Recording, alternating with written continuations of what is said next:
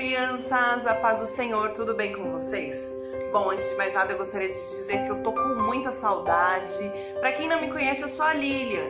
Eu ministro aulas na subsede de Itapevi e eu dou aula para as criancinhas lá da subsede. Então, para vocês que já me conhecem, um grande beijo, um grande abraço, eu tô com muita saudade. E para quem não me conhece, muito prazer. Deixa eu falar. Antes de mais nada, eu queria dizer para vocês que as igrejas estão fechadas, né, nesse período por conta da pandemia e tudo mais, mas que nós ainda temos um jeitinho, a gente sempre consegue um jeitinho para poder levar ao nosso Deus o nosso melhor, né? A gente dá sempre um jeitinho para poder mostrar para Deus o que a gente tem de bom dentro do nosso coração. E você pode fazer isso também, mesmo sendo uma criança. Você pode reservar um tempinho aí para cantar louvores ao Senhor, para ler a sua Bíblia, não é verdade? Para cantar os hinos da harpa, orar. Eu sempre falo que a oração é muito importante e tudo mais que você quiser fazer, que você percebe que você vai agradar o Senhor, você pode fazer, não é verdade? Então, fica aí a dica, tá? A gente tá tendo bastante culto online, né? Os cultos online aí que os nossos pastores estão fazendo, as nossas irmãs. E que bom, né? Graças a Deus, porque os cultos não pararam, os cultos continuam. E a gente pode continuar cultuando de onde a gente está, né? De dentro da nossa casa. Afinal, não há lugar melhor. Sabia que o nosso lar precisa ser abençoado, precisa ser cheio da presença de Deus. E você, mesmo sendo uma criança, pode fazer isso também. Então vamos lá. Hoje eu quero falar sobre uma palavrinha que alguns gostam, outros nem tanto.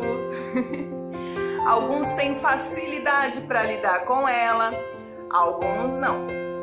Mas, independente, todos nós precisamos conhecer e exercer essa palavra.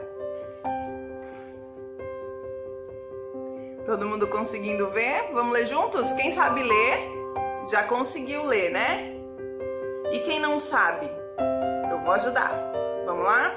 Letrinha O, letrinha B junto com a letrinha E, fica B.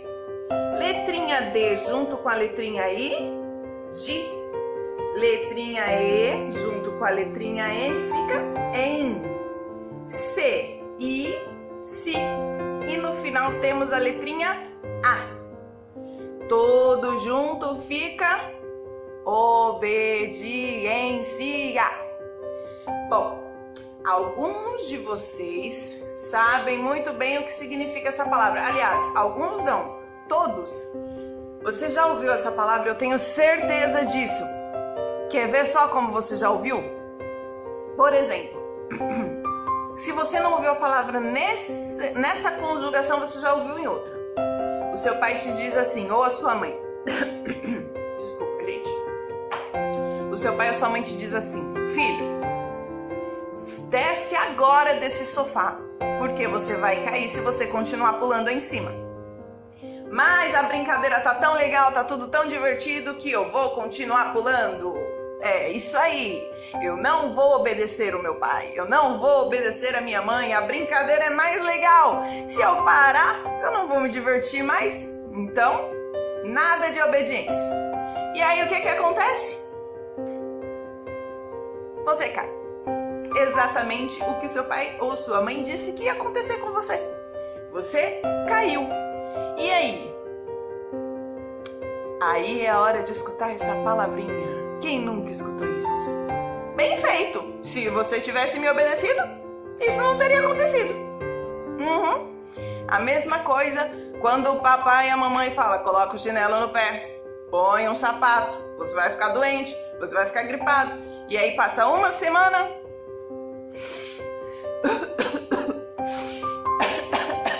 tá lá gripado.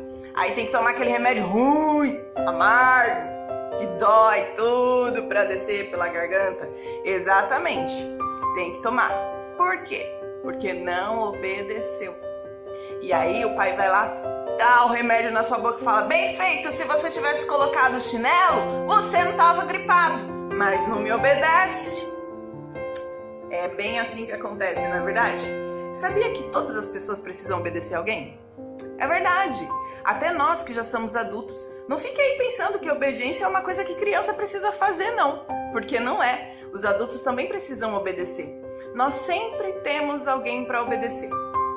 É verdade. Eu, por exemplo, que já sou adulta, preciso obedecer à coordenação da minha escola. Eu trabalho como professora, mas acima de mim eu tenho a minha coordenação. E acima da minha coordenação tem a direção. Então, a gente precisa sempre obedecer a alguém. Eu também, apesar de ser uma mulher casada, tenho a minha mãe. E é claro que se ela me der alguma ordem, eu preciso obedecer. Mesmo já sendo adulta, mesmo já sendo casada e mesmo já tendo filho. Então, obedecer é sempre a melhor pedida. Vocês sabiam que na Bíblia nós temos um exemplo muito bacana sobre obediência? É verdade. Na Bíblia nós temos um exemplo bem legal. E esse exemplo é de Jonas. Jonas foi mandado a uma cidade que se chamava Nínive. Olha lá, quem consegue ler comigo? Nínive. Jonas foi mandado a Nínive, mas Jonas morava ali perto de Israel. E esse pessoal de Nínive, eles não acreditavam em Deus, sabe? Eles faziam coisas que não agradavam a Deus. Então, Jonas precisou ir até esse lugar a pedido de Deus. Um dia ele estava lá dormindo, seu soninho, e aí de repente Jonas despertou com a voz de Deus, dizendo a ele: eu quero que você vá a Nínive, fale sobre mim e diga que eu destruirei toda a cidade. Então Jonas pensou, não vou a Nínive coisa nenhuma, sabe por quê? Porque lá em Nínive ninguém gosta do povo daqui. Ah, eu vou lá fazer o quê? Ah, não, sinto muito, não vou. Mas se ele ficasse em casa, Deus ia falar com ele novamente. Então ele teve uma ideia.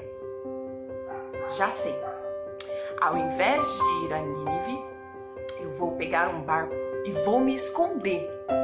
E aí, eu quero ver como Deus vai me achar. Olha como eu sou inteligente.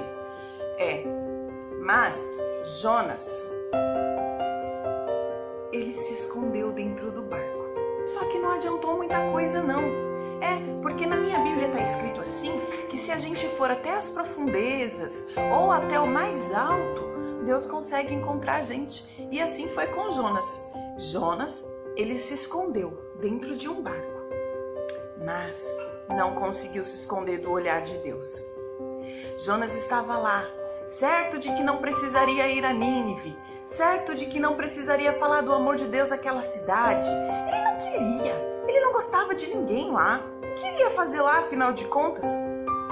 E aí os navegantes do barco deixaram Jonas entrar, pode entrar, e Jonas ficou dormindo ali no cantinho do barco, ficou todo quietinho, fingindo que nada estava acontecendo.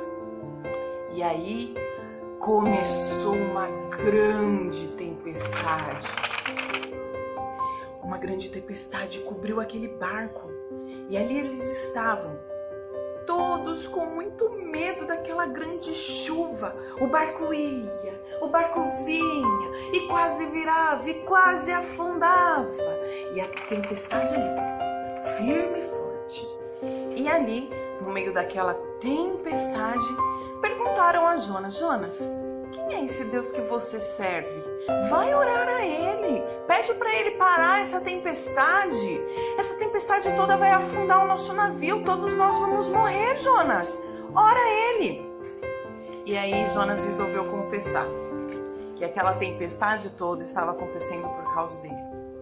Ele disse: eu sirvo ao Deus, Criador de todo mundo, do céu, da terra, do mar, e essa tempestade toda está acontecendo por minha culpa. Essa tempestade toda está acontecendo porque eu desobedeci a Deus. Me lancem fora do mar, Podem me jogar para fora do mar e assim que vocês me jogarem para fora do mar, essa tempestade toda vai passar. Eu sei que a culpa é minha. Bom, Jonas reconheceu o erro dele. Jonas sabia que tudo aquilo estava acontecendo simplesmente porque ele desobedeceu a Deus. Exatamente. Olha só o que uma desobediência pode causar, não é verdade? E aí, mas pelo menos Jonas teve a consciência de voltar atrás do seu erro, de reconhecer que ele errou. E aí ele sabia que o desejo de Deus era que ele não ficasse ali dentro daquele barco. Então, aqueles navegantes do barco não queriam jogar Jonas fora, não queriam lançar Jonas ao mar. Fizeram de tudo para que continuassem a navegar, para que continuassem naquele barco, mas não tinha jeito. Não era o que Deus queria, não era o propósito de Deus. Então, lançaram Jonas ao mar.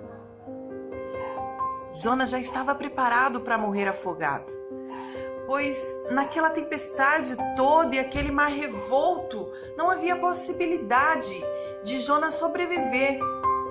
Até que então, quando Jonas foi lançado ao mar, quando Jonas caiu nas águas, veio um enorme peixe e comeu Jonas.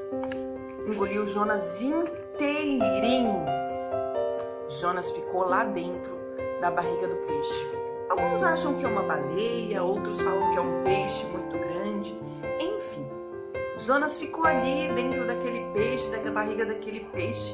E eu fico pensando, como será que é dentro da barriga de um peixe? Bom, de uma coisa eu sei. Lá dentro não deve ter uma geladeira para eu poder pegar alguma coisa para comer assim que eu sentir fome. Muito menos um fogão. E lá dentro também deve ser muito escuro. Muito escuro. Claro, como é que Jonas ia acender uma vela embaixo do mar para iluminar a barriga do peixe? E também, naquela época nem existia celular. Se ele pelo menos tivesse um celular, ele podia ligar a lanterna, né? Afinal, os celulares de hoje são uma prova d'água. Mas não.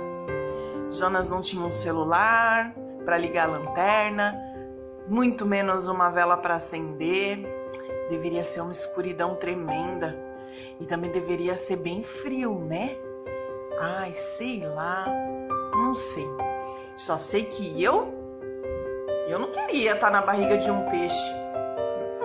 Mesmo que vivo ou morto, de forma alguma eu queria estar dentro da barriga de um peixe. Mas Jonas ficou lá.